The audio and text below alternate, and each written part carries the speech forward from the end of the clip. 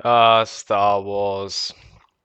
Were the good old days where you just sit back, chill, watch a great movie, sci-fi stuff, talk some nerdy fandom stuff with your buddies and geek out about lightsabers and the Force, right? Then you go and imagine yourselves rescuing this hot chick from this Midwestern sort of style desert from an evil fat lord called Jabba the Hutt. Then you got your buddy who's a rogue, kind of, I don't know, like thief or whatever, right? He's just a rogue, basically does rogue stuff. He steals from people. He rides a fast car or Millennium Falcon in this case, and he has a buddy who's like an overgrown dog who's a literal dog. Well, yeah, but a very strong one at that too. And then he does like cool dog stuff where he barks and yells and he's cute and allows your company to sell unique fluffy toys and all at the same time being cool. Yeah, those were the good old days. To make this video, but considering the events of the last week where we found out that the Acolyte isn't ruining Star Wars, we are. Of the Acolyte was, without a doubt, one of the most devastatingly embarrassing spectacles I think I've ever witnessed on TV. 40 solid minutes of relentless, unadulterated, unapologetic, unaware cringe distilled down. And both of those were literally followed by Looper themselves deleting the video that they released to actually criticize Nerdrotic and the Critical Drinker, two of, I would say, the most respectable film reviewers on the internet. Quite frankly, like those guys, they really do not hold back. There's nothing, no bullshit that gets past them. They criticize, I guess, a lot of people. They have their biases, and so does everyone. But at the end of the day, I guess there's more honesty from them than all of the critics on the internet combined. Because right now, if you were to check any of these Rotten Tomato scores, which is basically bot critics most of the time, you can get to realize that they are so disconnected from the audiences and their points of view that it's not even funny at this point. Like, they are so disconnected now that their percentages of ratings in a lot of films, especially those released by mega corporations like Disney, are not even close to what they were 10 to 20 years ago. 20 years ago, you will more or less see Rotten Tomato scores that were pretty close to the audio between the audience and the critics, and at least there's a 10-15% margin, maybe a 20% margin, but now they're so far apart that it's not even funny. And here's the video that Looper released that they deleted for whatever reason. Some audience members have issues with the show's diversity and Right? LGBTQ Okay, you think so? themes, Okay. and those should be dismissed. However, viewers should genuinely examine the legitimate criticisms, apparently. Legitimate? Says who? Says criticisms who? the Acolyte has received. Cultural critics like the Critical Drinker and Nerdrotic. Cultural critics. I love the term. Please maintain that, because these guys are literally carrying nerd culture right now on the internet, because without them, I would have lost my sanity just listening to all the bullshit all of the other paid content creators are coming up with. Have dubbed the show lore-breaking for its recent revelations, but their commentary isn't productive. Isn't productive. Of course it's not, because it's not in your narrative to even care about. Like right now, you guys are selling political agenda. It's just what it is, right? You've race-based politics, this, it was religious-based, what, like 10, 15, 20 years ago, maybe 30 years ago, maybe 100 years ago, and then it shifted to race-based, and then now we are back to square one. I think the next thing we're going to go back to is, again, religious-based politics, and I wonder what's going to come up out of the blue box next, but let's see. Rather, it encourages bigotry and hatred over a show that's just getting started. You know what encourages bigotry and hatred? This show. This show encourages it. And it's not because people want to be bigoted or hating things. It's because shows like this shove down racism down your throat to tell you that racism is important. Right? And that's a point that Elon Musk will make later on. I'll show you guys. As always, rage baits and review bombings distract from actual criticism. In particular, episode 3 has proven to be race base distracts from actual criticism.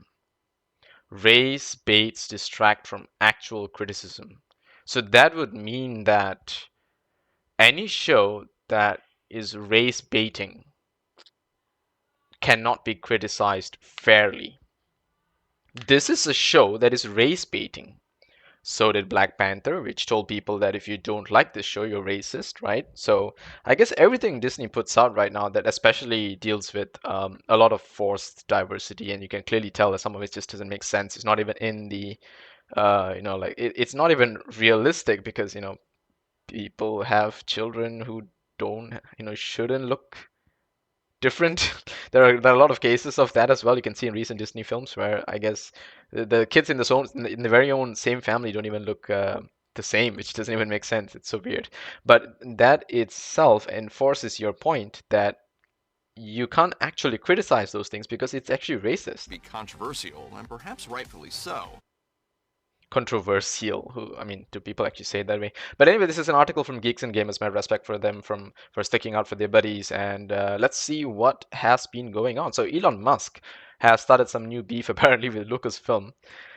Like, okay, let's be fair, right? This is a new beef, right? This is just beef, and it's new to people who are just catching on to the fact that Elon Musk is just a massive nerd, and this dude he reads, he's a pop culture fan, and yeah, I mean, anyone would be pissed off at an amazing and fantastic and well-established franchise such as Star Wars actually, being thrown to the dirt and shoved with, shit all over it. And all of it started, yes, with Disney and Kathleen Kennedy. And now Lucasfilm is just bending it over and taking it all because the fans are apparently bigoted and yeah, it's what we've come to, guys. We are now a bigoted fan base. The Star Wars fan base is bigoted and racist, and if you criticize anything, you're enforcing that. There's no way to objectively criticize this show, um, because part of the criticism is actually pointing out the fact that the showrunners are racist. But when you criticize that, their deflection is that you are now the racist because you're pointing out the fact that they are racist and that's making you racist. I don't know, really don't know where this is going to go and end, but let's just see what. So Elon Musk doesn't like what Lucasfilm president Kathleen Kennedy has done with Star Wars. Apparently, she's more deadly than the Death Star, and that's one of his tweets that just came out. It's pretty funny the way he put that out. Apparently, he's replying to this it's kind of a meme that was shared by Shibetoshi Nakamoto. Planet killer, system killer, fleet killer, and franchise killer. And Elon Musk replied to that. It's absolutely amazing. Giga chat. And Kathleen Kennedy is super bigoted against men. He wrote in subsequent ex post, and I like one part where he says that um, I think a lot of women who step into Star Wars struggle with this a bit more because of the fan base being so male dominated. I mean, what do you expect? Can you imagine if a bunch of guys try to take Barbie and make it a male brand? Or Hello Kitty, try to get into Hello Kitty and make it a male brand, right? Some of these things, like you guys gotta use your brains once in a while. Just once in a while when it really matters to you that you wanna actually know see, one of the key things about a business, here's the best part, right? I'm not even a business major, right?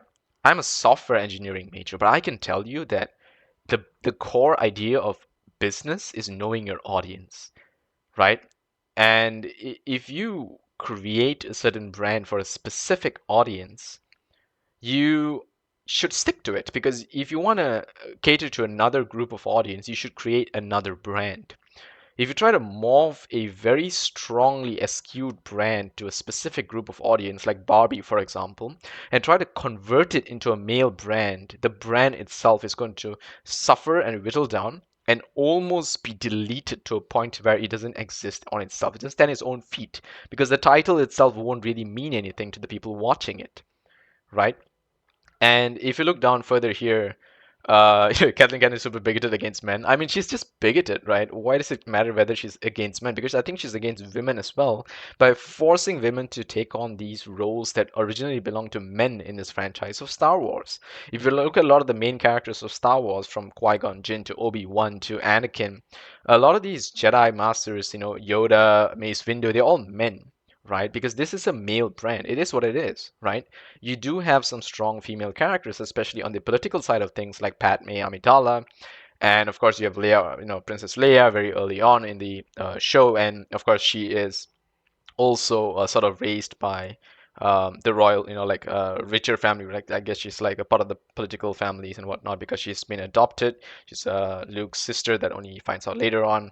But you see how that they are given a separate role in this dynamic. They are not part of the Jedi groups, and the Jedi groups is generally established to be men, and that's what made it appealing to kids and boys. And it also, the term itself is Star Wars. So wars is a thing that generally more men were into, way back then, and they still are now. And I can't really tell many women who like the idea of wars. Women are like, I would say that it's a very female thing to be, against war, right? War is more of a male kind of element, and I think that's partly have to do with competition, chromosomal things, evolution. It's just in practice. You can see it throughout nature, throughout the animal kingdom, and even among people. If you really think that human beings are well above animals, you can't compare us to animals. Well, if you were to think so, um, we still are competing against each other for a good partner, for a good life, for better money and income, and all of this has to do with competition. And generally, that's why you see more men in higher CEO roles. The richest people in the world are all generally men. Like out of the top 10, they're all men, right? It's all dominated by men because they are the strongest in terms of competition, and it's just a male thing. They're all at war, quite frankly. Like Elon Musk, to be the richest people in the world, you're not just competing in rivalry; it's literal war. Like you just don't see it because this is economical warfare and doesn't have the kind of glory and explosiveness that all the other kinds of regular warfare has, right? But that's the idea. So DEI is just another word for racism. Shame on anyone who uses it, Musk said in an X post in January, and I love that statement. That is so true. We are well past the point that diversity, equity, and inclusion actually means what it's supposed to. It's no longer diversity now is becoming forced. And when you force diversity, it's called racism. Equity by itself is fine, but when you force it, it's not fair anymore. And inclusion as well is fair until you force inclusion, and then none of it makes any sense. So see, this is a very important thing to know about balance, right? Anything that is done with a fair amount. For example, you tell people that you have to have some salt in your food, but too much salt is very bad for you, right? That is the simplest, most basic thing that I guess my mom and my dad taught me, right? Is that when you were to eat your food, everything should be in balance. If you put too much of one thing, it just makes the entire thing screwed up. And trust me, I'm pretty good at my cooking, so I actually know that this is a fact of life and can be applied to almost anything. Right. This is a tale as old as time. Like from the monks all the way to anyone with two brain cells can tell you that balance is a very important thing. And when you force things, especially against nature and against purpose and against, ideals, it starts to, mess up the natural order of things. And when you try to force diversity, equity, and inclusion, they're no longer what they actually originally mean. They have now become imbalance, racism, and inequality. It's what they are, right? So let's take a little dive down memory lane, and then I'll show you guys some surveys about what happened to Star Wars when they started pandering to this LGBTQ plus A plus IA whatever audiences, right? I don't know how many other alphabets they want to include, but I'm just going to say that they are not straight. I think that's the easiest way. Now, actually, I have a list of all the movies from IMDb that I think are generally famous here. So let's just go down the list. And mind you, if you're getting pissed off about my ratings, trust me, I rate my favorite films a lot more critically than all the other films. So I'm a huge Star Wars fan. I've been watching Star Wars since the late 90s, and that means that I actually was born in the era of after episode 6 and before episode 1. So I actually got a chance to watch, if I'm not mistaken, Return of the Jedi first. And it was by accident, was it? I think I bumped into a tape at someone's house, one of my cousins or something, then I played it. So it was something like that, and then I went back to watch A New Hope, Empire Strikes Back. And then the Phantom Menace got released, and I didn't actually get to watch this in the cinema the first time, so I got to watch it, I think, on TV like a few years down the road. And then I got to watch Attack of the Clones in the cinema, followed by Revenge of the Sith, which is one of my more favorite Star Wars films for sure. You can see I rated it a 7, even though I'm saying it's one of my more favorite, because I have to be critical about this. I feel that the film really had some poor moments and didn't really should take all its chances and push itself out there. But you can generally see the number of the popularity of these shows, the ratings that they have, how A New Hope actually set a precedence for a very, very powerful, Star Wars franchise. In 1977, when you're competing against the likes of Star Trek and many other sci-fi films, because after 69, after the moon landing mission, America is very much into sci-fi and encouraging people to win the space race against the Russians and the Chinese and all of that. And so it encouraged a lot of science and technology and research and development into these things. And these kinds of sci-fi films and the genre itself was expanding massively beyond reach, right? And so Star Wars really was a great opportunity, and it blew up. And Lucasfilm had a wonderful arena where the film industry was really the best way to push agenda even back then. And so a lot of military films were glorified, and then sci-fi films were glorified, and it was great. It matched the audience of the time. It catered to a large group of people, and yes, the core audience were men, because if you see the main protagonist of the film itself, as you guys can see, Luke standing in the He-Man pose with like a hot girl there, which turns out to be his sister, which is kind of weird at the time. And then The Empire Strikes Back, you get Han Solo, another very strong male character, acted by Harrison Ford, a brilliant actor of his time. And then Vader in the background looming as the ultimate force. And then, yeah, they fight to take down. And Anakin did not destroy the Death Star. Oh my God, I don't know why that even came out of one of the actors' mouths. It really tells you how disconnected they are from everything, just reality itself. Yeah, I dare say that. And yeah, so Luke and Han and they work together to try to take down the Death Star, which is Vader's weapon. And of course, Han gets frozen in this what do you call this, carbon machine, right? And then eventually they free him from that. They go and save what do you call this? What's the actress name actually? I kind of can't really. Carrie Fisher, right? Yeah, they're going to save the beautiful Carrie Fisher, and I think everything about the sequel trilogy was pretty masterful. And when the prequels came out, it's really disappointing. I think they really should have pushed a lot harder to try to make sense of what they were going for. Like the Phantom Menace was great because of the characters of Qui-Gon Jinn, Obi-Wan, and the way they seek out young Anakin, and Darth Maul being a very amazing, very interesting villain, very well designed. Um, and also you can see Padme Amidala and her politics coming into the picture.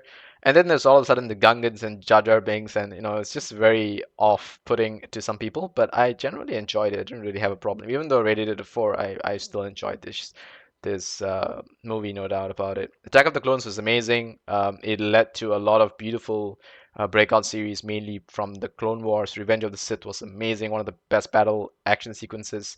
The story was a little bit, not so good. I felt the dialogue was really weak compared to the sequel trilogy. But yeah, Clone Wars is amazing. One of the best things that came out from Star Wars, especially from the animated franchise, which also inspired a lot of Lego, a lot of toys, a lot of games and stuff like that. I think Clone Wars really did a great job. Um, there was also a few Star Wars RTS games, a few FPS games. I had a chance to play a bunch of those when I was a kid. It was pretty amazing. So long after, there was a bit of a void. A lot of the other shows. This is the same as this, not really different. Star Wars Rebels was kind of weak. Um, Actually, no, Rebels was actually okay. It was okay. I didn't really like it, but it was okay. But I think that Rogue One tried to do Rebels in a more modern way, and you can sort of see that after The Force Awakens, the women started to take the central role in the story. They just straight up wanted to put a woman as the lead.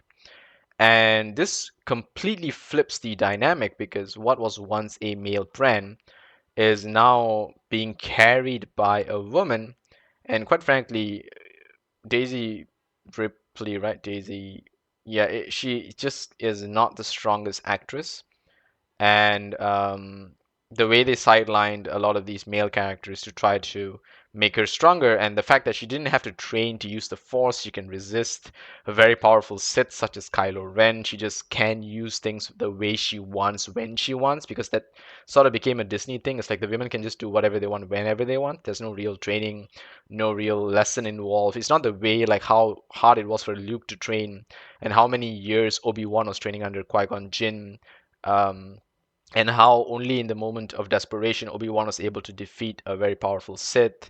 And the same way, Luke had to really fight very hard to try to prove to Master Yoda that he was worthy. And even then, he wasn't. He didn't complete his training. He was more desperate to save his friends. And then, in the time of desperation, he tried to use what little training he had to best his enemies, because most of them had not fought a Jedi in a long time. So even though Luke didn't wasn't fully trained, he was still able to overcome regular people. He didn't have to go against a Sith, and when he did face a Sith, which was Darth Vader, he quite frankly was outmatched, right? He only had to use sort of again in a moment of desperation managed to find that pace and momentum to sort of overcome Vader for a brief moment, only to be coaxed by the Emperor. And in the end, what happened was Vader fulfilled his prophecy as the chosen one who was supposed to defeat the Sith and bring balance to the Force. And Vader was the one that threw the Emperor to kill the Emperor, and that proved that the prophecy was, in the end, Vader being the hero, but Vader just had to go through that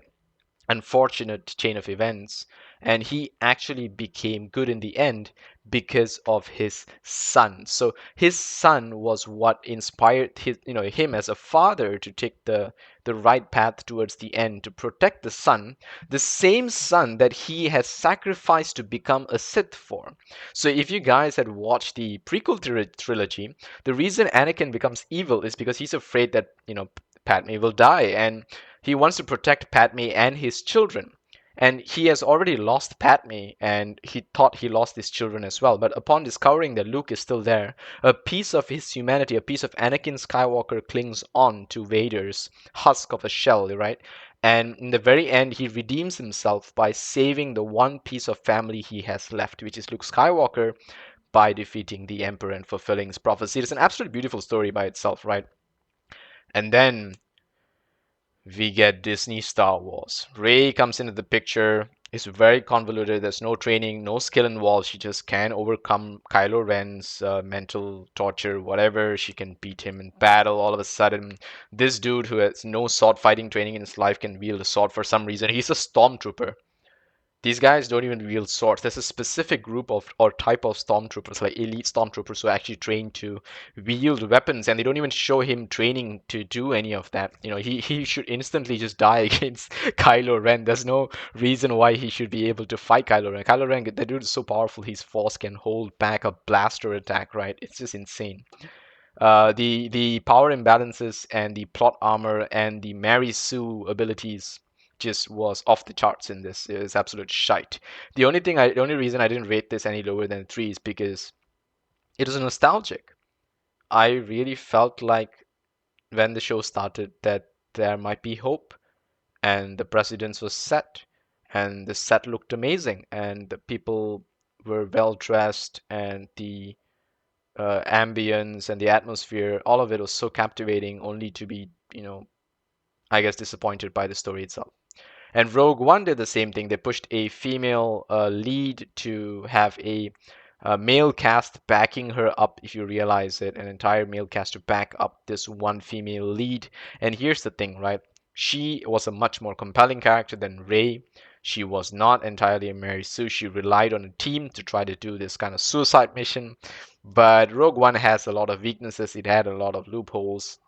It had, like, what is that? This guy is like, um, Donnie Yen, right? Donnie Yen was saying something like, "I am the Force. I'm one of the Force. The Force is one of me," or something like that. And the lasers just keep missing him for some reason. Like, I don't know. They started to expand what the Force was and the logic behind Jedi powers, and starting to show people that anyone can be a Jedi or something like that. Anyone can use the Force or believe in the Force. And it was very strange, the disconnect between the original lore and the new lore. And while they were trying to build this, The Last Jedi happened, where they just decided to nuke the entire franchise. And as you can see, it's all in blood in red, and is what it was. Luke's character was absolutely destroyed. Um, all of a sudden, Leia can just fly through space and, avoid the dying from the vacuum of space, something that was never explained to anyone else before. I'm sure someone nuked a destroyer, Star Destroyer or something. Was it in this or in the Rise of Skywalker? I really can't. Like these two films felt like such a mess. They sort of almost melded into one in my head. Solo was also really unfortunate. It came sandwiched between all these female-centric casts, and no one really cared for a prequel for Han Solo. It just didn't. It's not necessary. Han Solo is already cool. Why do you need a prequel for him, right? Is this There's really no reason to establish prequels for characters who are already well established. It just doesn't work, guys. You don't need to do that. um, you really need to have, okay, a prequel requires a very, very strong precedence, right? Which is why Star Wars was one of the, I would say, only successful trilogy of movie to have a prequel trilogy that was almost as successful. I dare say it's not as successful as the original, of course, but it was still very daring, and it was pretty successful. There's no other film series that has ever done this, and not successfully for sure. Um, The Hobbit. The Hobbit. Yeah, no, not doesn't work the same way. Okay. So, Mandalorian, okay, here's the thing. I liked Mandalorian. It was interesting, but it got kind of boring after you kind of understood the concept of it and you knew the safety behind how this show is just going to feel very safe. I only watched like the first season, and towards the end of the second season I dipped because I kind of understood where it was going. And they didn't really have much of a lead. And as you can probably tell, right now they've already lost most of the fan base, and people have caught up on what's happening. And after Rise of Skywalker, I think everything went to shit. People already knew what was happening here, and it was really unfortunate because after this we had a hidden gem, which was Andor, that came out. And I think one of the reasons Andor was kind of hidden and not really well established compared to the rest of these, if you see the number of votes, in fact, for Andor was so few. Part of it is because Andor doesn't have the word Star Wars in it, right? It's not like the Mandalorian, which was advertised with Baby Yoda. Andor didn't have any kind of mascot to go along with him. And the fact that this was a prequel story to Rogue One, it should have been called Rogue One Andor, or Andor, a Star Wars story, and that would have really helped at least bring more interest to this. And also, when you don't really have Jedi's and the Force and stuff like that, and you want to pull off a film, or a TV series. A film, you're lucky, Rogue One did well, but a series, it's very risky, very difficult. But it's really unfortunate because Andor actually had the amazing Andy Serkis and some amazing moments in this story, and I really liked it. But overall, it was too slow paced. It was kind of boring. I would have liked it to have half its episodes, but it did pretty well when the moments of execution came. The build up was pretty awesome, and it did have a good payoff. But yeah, it's really unfortunate that not many people, ended up watching it. Ahsoka, here's the thing. The best Ahsoka is in the Clone Wars, and anything after that is kind of expectedly shit, right? And here we come, 3.3, the lowest rated Star Wars show, series, whatever, since the beginning of time. And the year is 2024, which is, what, 50 years? Almost 50 years since Star Wars came out. Jeez, that is insane, right? In 3 more years, it would have been 50 years since Star Wars came out. Wow. Wow. And we are down to this point. That is really sad. Like, this is like a golden opportunity because not many shows actually reach a mark such as 50 years, in the making and whatnot, and 50 years of history. It's huge, like James Bond franchise or Godzilla or Pokemon, like not Pokemon, sorry, Godzilla or Ultraman, or one of those, like Batman, Superman. These are like all the shows that have gotten past the 50-year mark, right? And Star Wars was, I guess, is going to make it. And it's really sad to know that it's going to end up with the likes of the Acolyte and probably something even worse after that towards its 50-year mark, which is really not a good way to reach the half a century.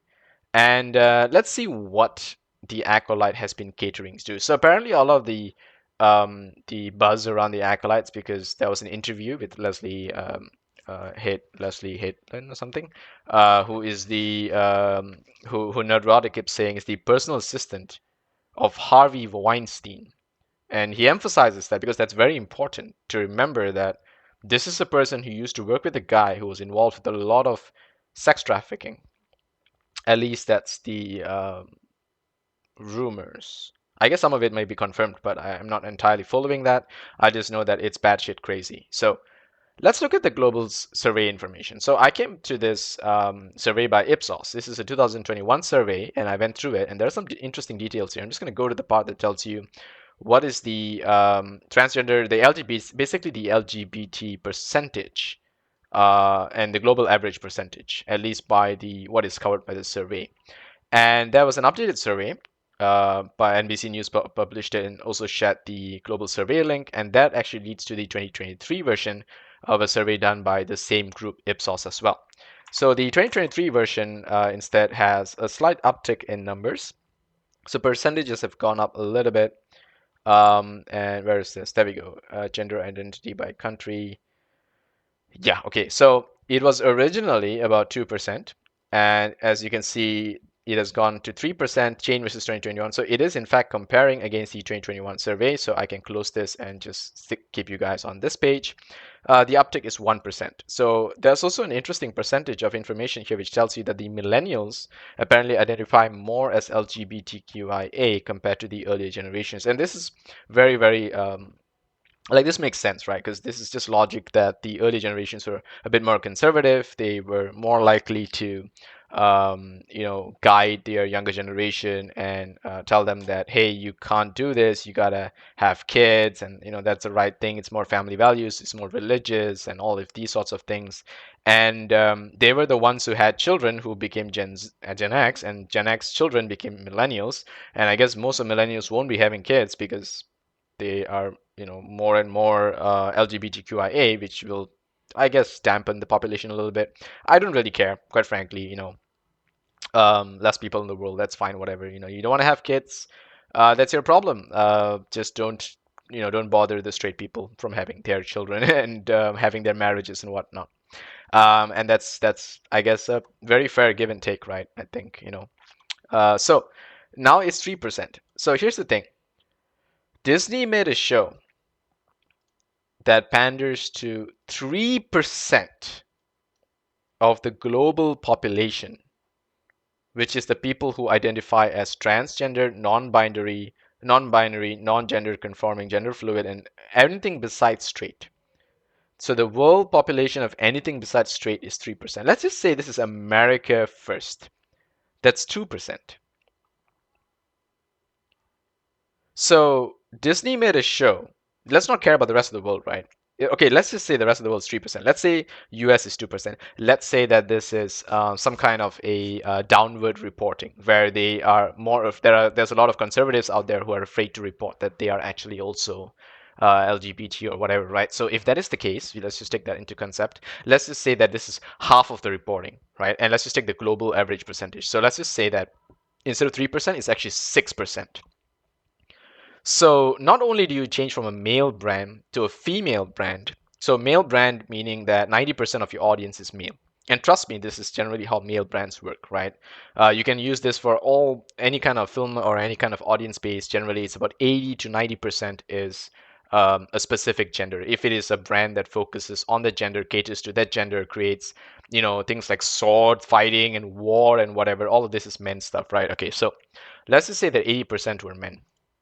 And now from 80% of the male audience, you are trying to convert it to a 20% female brand, focus audience. Maybe out of the 80%, so 20% of male remain, 80% of female is what you're trying to cater for.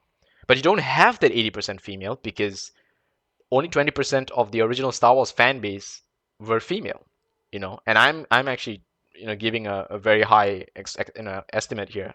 It's more likely 10%. right? So let's say you had a million, like 900,000 men watching the show. You only had 100,000 women.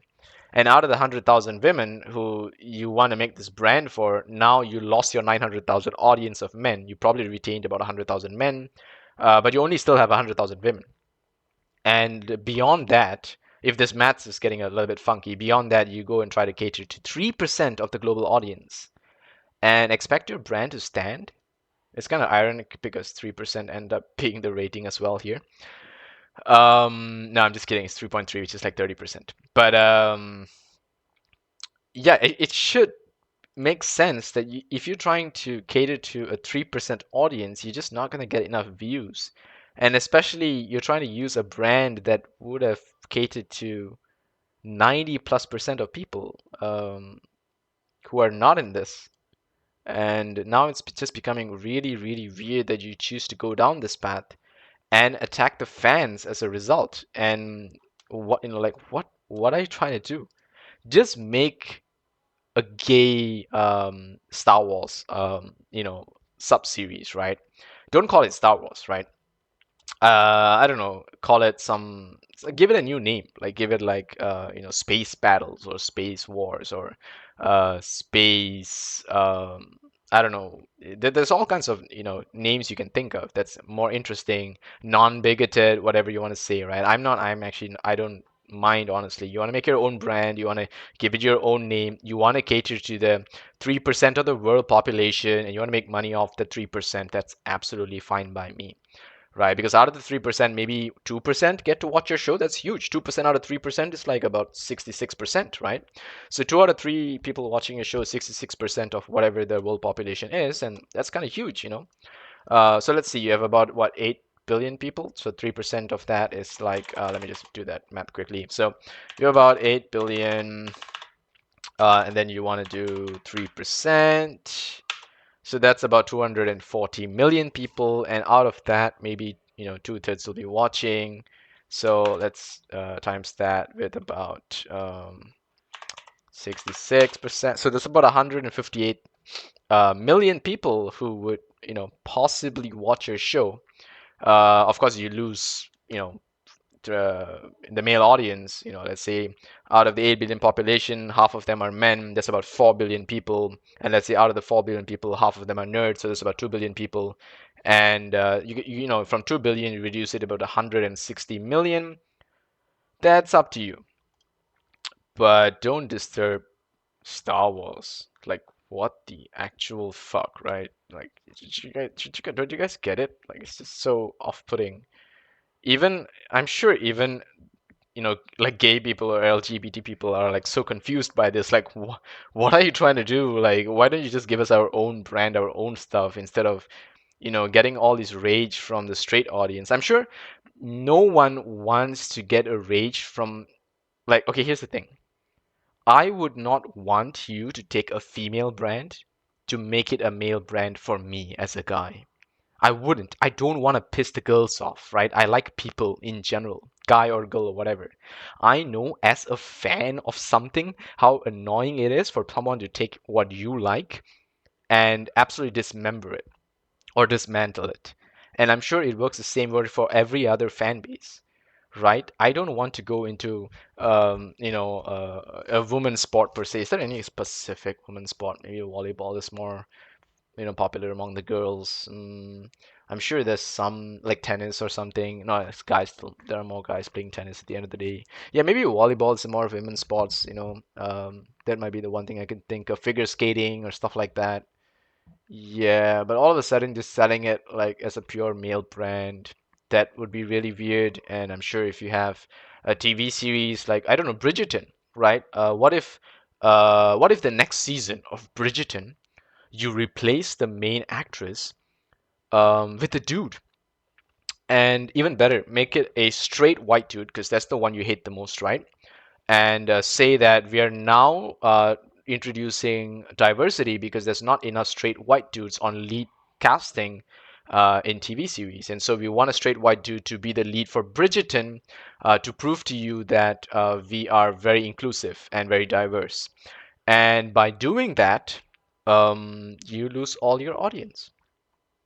altogether because everyone's confused. The people that are straight white dudes will be wondering what the hell are you doing trying to shove Bridgerton my way. And the people who, even my wife watches Bridgerton, right? And all the girls who like Bridgerton and whatnot, they'll be wondering, why are you doing this to us? Like we liked it. Why are you now making it about a straight white dude, trying to screw around with a bunch of girls? I wanted it to be about the story that I was watching. Um, so yeah, if this logic really doesn't make sense to you guys at Disney, um, I guess it just makes all the more sense for people to just forget about it. Like, quite frankly, why do we care? Beyond the first 6 episodes, maybe Clone Wars, maybe Rogue One, maybe Mandalorian, maybe Andor, right? Once in a while, you get some good gems. Look at this. Like, every 3 years, I think. Exactly every 3 years, you get something good. That's kind of interesting, actually. You got Rogue One, 3 years later, you got Mandalorian, 3 years later, you got Andor. So maybe next year we might get something good once, because of the backlash of the Acolyte, Disney might do some course correction. We might get something good, and then the next one might be in 2028, which might be in time for the 50th anniversary. Yep, we might be getting something good, hopefully. And just stick to it that way. Like, and as for all the people who are raging and wondering why Disney is doing this, you know why Disney is doing this. It's not the first time. Disney's been doing this for the past, what, 10 years. And so just just chill, right? Do something else, watch something else, go back and watch the original stories, read some fan fiction. It's actually I've seen some pretty awesome fan fiction on Reddit, on Kindle and stuff like that. There's people writing their own stories. They don't want to label it as Star Wars because of the backlash, so they try to get through the Reddit to tell people like, hey, this is my fanfic of Star Wars. I'm not calling it Star Wars for obvious reasons, because Disney's hunting down my, any kind of copyright of the IP and stuff like that. So some of those things are pretty interesting, pretty cool. A lot of stories about, forging lightsabers and ancient republic and discoveries of artifacts and yeah, there's a lot of interesting things that you can come up with, and things that you can read about. But I'm just a huge fan who's just reporting and doing my part. And huge thanks to Critical Drinker and Nerdrotic and all those people who have been backing up this amazing franchise over the years. And to all you nerds out there who are watching this, thank you for dropping by, and let me know what you think in the comments. I hope we survive this apocalypse by Disney, and I'm sure we will. May the force be with you.